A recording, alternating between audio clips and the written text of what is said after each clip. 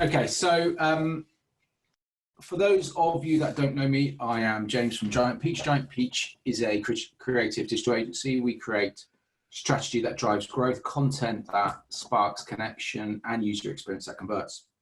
And we're lucky enough to work with some fantastic brands, fantastic businesses across the country, helping them with their marketing and creative services to help drive growth. And we do all of these things categorized in strategy, design, development, and content. So this morning, we are going to be talking about a new way of working. I have to caveat this. This is going to be a talk around professional services or office-based working. And also, for those of you that know me, know that I am a firm believer that culture is directly linked to productivity. So there's a lot about culture in here as well. So the structure of this talk is 15-20 minutes of content. We keep them nice and short to hold your attention for that long.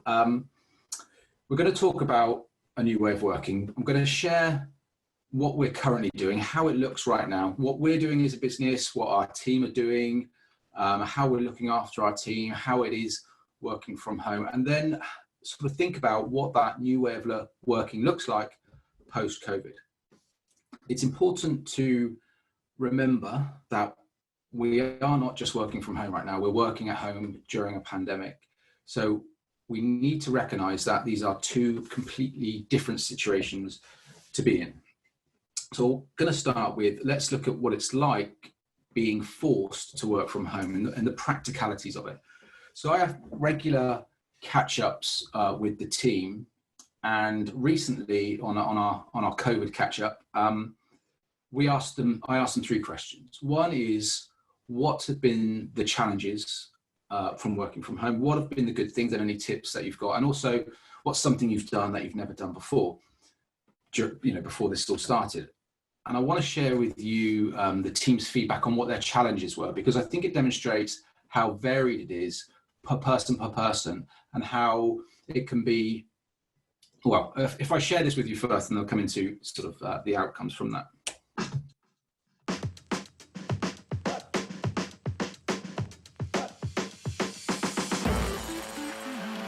Jen, what happened, the challenges? The kids! You need to ask me. It's hard to be like creative or like solve problems when you're just sat in a room in silence by yourself. So I think it's hard, like getting up in the morning and like not having anywhere to go. I'm either finding it really easy to focus or can't focus at all. I miss being around people and having easier conversations rather than having to do it over video or on Slack. You haven't asked me one of the other questions. Did I skip you, did I? Oh, Dawn. Sorry. Did I ask you anything? No. Did I just cut you out? On that note, I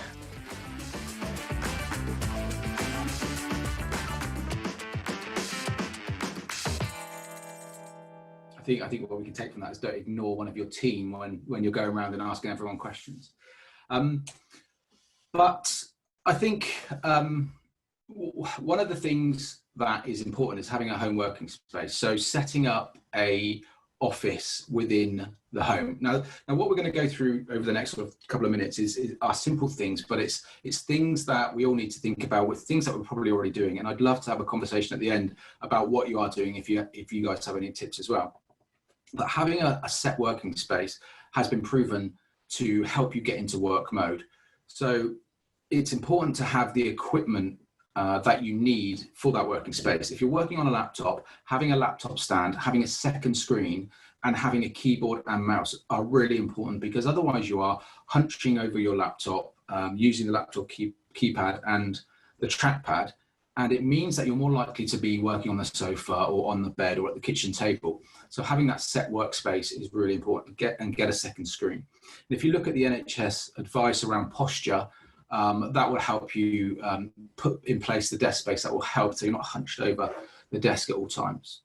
In terms of sort of well-being, having plants, having photos, having lamps, what it is you need to have that set up workspace which feels a little bit more like you are going to work. How to deal with kids. I think this is relevant to a lot of us. one of the things I'm doing right now is I'm opening up every call I have, or video call, mainly video calls. No one wants to have an audio call at the moment. Everyone wants to jump on video. But what I'm doing is opening up that conversation with, look, there's a good chance that my children are going to join this call at any time. And people are open to that. We know we're all in this situation together, and it shows that human side of things.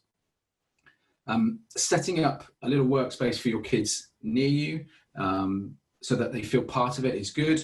And if there are two of you at home, stagger those hours or the calls so that both parents aren't on call at the same time, and there's clear boundaries regarding who has to look after that nappy, or who has to come or look after that snack request. And as an employer, you have to allow your staff to be as flexible as possible. If they need to work when the children are in bed and get the work done, then you have to allow that. We know that this situation we're in, so the flexibility is really important. Getting into the zone, because we are at home and because we're in a position where we can't do anything else, it's really easy for bad habits to creep in. So tips on keeping that work mentality going and keeping in the zone what I'm going to go through now. And I will share again with you what the team had to say for two reasons. One is to show again how varied it is, but the second one is to show how easy it is to create content. We all have to up our digital marketing game right now to drive new business leads, and creating content is actually simpler than you think.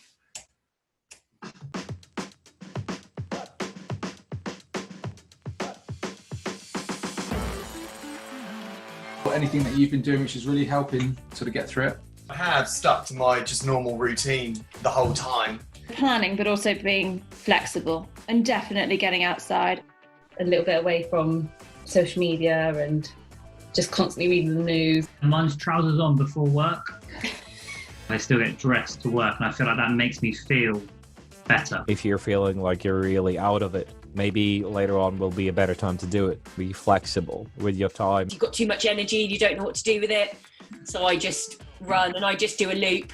The other day I did my first loop, turned the chicken over, did my second loop, shook the chips, did my third loop, dished up dinner. That was pretty much what I did.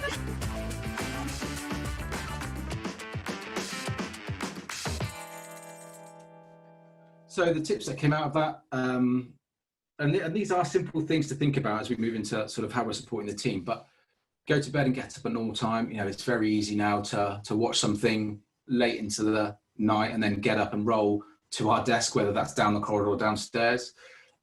Setting a bit of structure, getting dressed properly, working in the same spot, again, having that workspace set up, writing a to-do list for the next day before we log off. These are things that we were doing when we were at work, right? But it's easy to have let those habits slip. It's just a reminder about how it is to keep that work ethic going and keep in the work zone. An obvious one, getting out for a walk, keeping your workspace tidy space, tidy desk, tidy mind, having regular breaks. But I think essentially it's finding what works for you. For me, I like structure, but I have to have every single day has to be different. I can't have the same structure every day. So sometimes I'm up early and I work for 3 hours solid, and then I'll have a couple of hours break, and I'll work late, whatever it is. But for me, it's definitely different work structures on different days. So find out what works for you. Okay, so when it comes to your team and looking after your team, we are all in this situation, and emotional support is really important for everyone, including sales. And at the office, when you're at the office, that we have that human connection with people. We talk work talk, but if you see someone on a Monday morning, you might ask about their weekend, and that conversation may lead into conversations around relationships or personal things that are affecting them. As human beings, we empathize and we engage. And on video, I think that's being removed slightly. So if you can have regular check-ins and keeping those work conversations going until they move into a more personal topic, I think is important. I've also looked into, as a business, something called Health Assured. which we pay on an annual subscription, and the team now have access to counselling where they can just pick up the phone. It's all confidential and discuss any of these needs, any of these things. And you know, it's really cost effective actually. So if anyone wants more information or wants to know how much it costs for the size of my team, then feel free to drop me a line. I'm more than happy to share that information. There's also an app that people can log into, the team can log into, with some great information on there.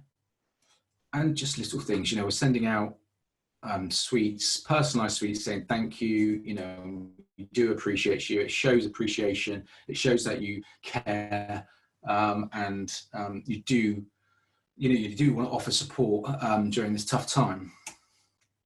So one of the most important steps for keeping your company culture alive is keeping that communication flowing. As a business, at Giant Peach, we've always had something we call hot comms.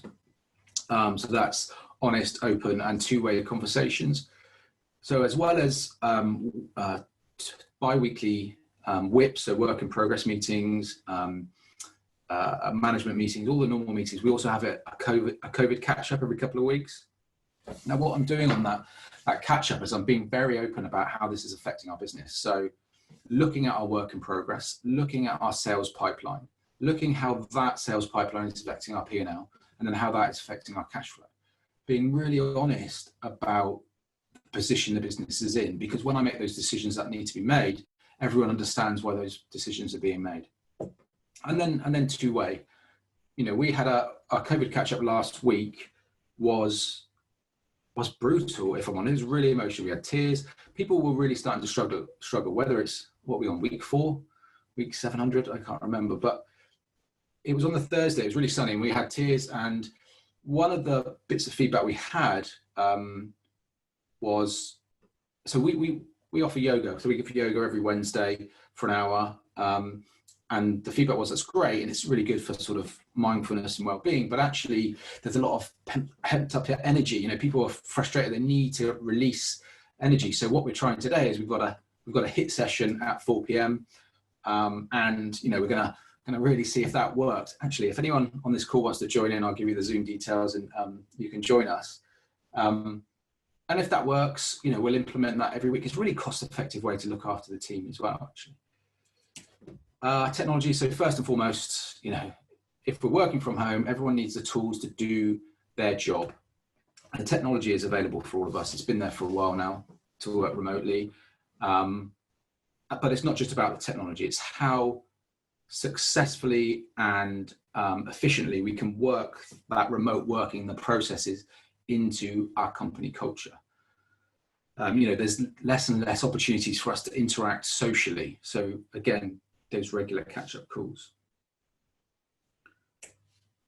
So how is that going to change the way we work post-COVID? Now, I think when we get back to the office, or if we get back to the office, are we going to see social distancing office space design? You know, where there are clear indications of how far we have to stand away from, you know, colleague. Are we going to pick up a piece of paper every morning which goes on our desk, like you can see there, the brown bits, and then that gets screwed up and put in the bin at the end of the day? Are we going to be making our own drinks? Are we going to see wider corridors, wider doorways, you know, more partitions between departments? We moved into an open plan sort of office style. Is that going to change, and sort of partitions are going to come back in? And in the bigger buildings, are we going to see a lot more staircases? Potentially, you know, this could have an effect long term on whether the design of high-rise buildings is relevant. If they're not going to be cost effective because we can't get enough people in there, and actually more people are working remotely. What we are definitely going to see is the birth of the digital workspace. I mean, this was happening anyway, but I think COVID has accelerated it. It's forced a lot of businesses into you know, just having or accepting that there is going to be a digital workspace.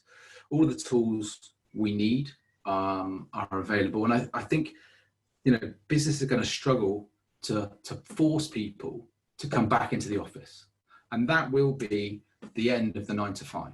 Yeah, people are going to choose their hours. They're going to choose when working suits them. So working around their lifestyle rather than their lifestyle working around their working hours. Much more flexibility, so integrating our family lives with our work lives.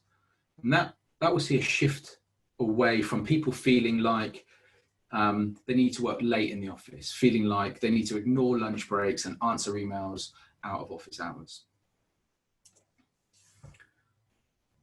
We live in an on-demand world. You know, we want content when we want it. We want food when we want it, any type of food when we want it, products, services, whenever we want them. Why can't I as an individual choose the work I want to do? You know, maybe I like working in an office on a, on a Monday and Tuesday, but actually I want to be a lifeguard on a Wednesday, or on a Thursday and Friday night. I really like the buzz of working in a restaurant. You know, I think we'll see people or platforms where people can sign up for multiple jobs, or it might even be one platform. So you've got an app and you can sign up and you can put on there what your skills are, the types of job you want, the hours you want to work, and then that will be arranged for you. But those jobs are permanent, so it's not like temping. You just have 3 or 4 permanent jobs that you go to each week. You know, I think we might see people instead of working the whole of their lives and then retiring and enjoying that 5 to 10 years or whatever they have left, people working for, you know, 3 years, 5 years solidly, and then taking a year off or 2 years off to enjoy or to go traveling or to do whatever they want to do, rather than sort of saving up that time for the end of our lives. We'll be having bigger breaks in between working to make the most of our lives. I think, you know, we might get to a point where we look back in a few years' time, probably more than a few years' time, where it will be strange to think that a lot of us went to jobs, or a lot of people went to jobs that they didn't like, and they worked really hard for 5 days a week just so they could enjoy the weekend and just so they could enjoy their retirement. I think it'd be much more around, you know, working, doing the jobs we enjoy in the hours and on the days that we want to. And health and well-being, I think this is key for when we get back into work post-COVID. It's been a trend for a few years now, and some businesses have embraced it. A lot have just been completely ignoring it. But I think focusing on the health and well-being of your team is what's going to attract and retain talent long-term. There's going to be a lot of businesses that are around in 3 to 6 months' time, but it's a year, 2 years down the line when we're really going to know how this has affected a lot of businesses. And to keep and retain that talent, looking after the mental well-being and just the general health of our team is what's going to stand us apart and keep that talent, as I say. So these are just ideas. It was just I wanted to have a talk about what we're doing and sort of the ideas on where this could go. I'd love to get anyone's questions or anyone's thoughts or tips on what they're doing, but thoughts on how this is going to affect us all long term. So, and if you need any information I've talked to, please drop me a line. Tomorrow's conversation is around how shopping habits are going to change, or how they are changing during this pandemic, and how that's going to affect our shopping habits long term, how that's going to affect the high street, and how that's going to affect retail business anyway moving forward. And next week we have one around mental well-being. We have Vanessa King from Action for Happiness, author of the 10 Keys to Happiness and 50 Ways you can keep your family happy. She's a great speaker and I'd really recommend signing up for that one. So if you go to our website or go to our Eventbrite page, you can sign up. Thank you all guys for all attending, and hopefully see you tomorrow and next week. Thanks, bye-bye.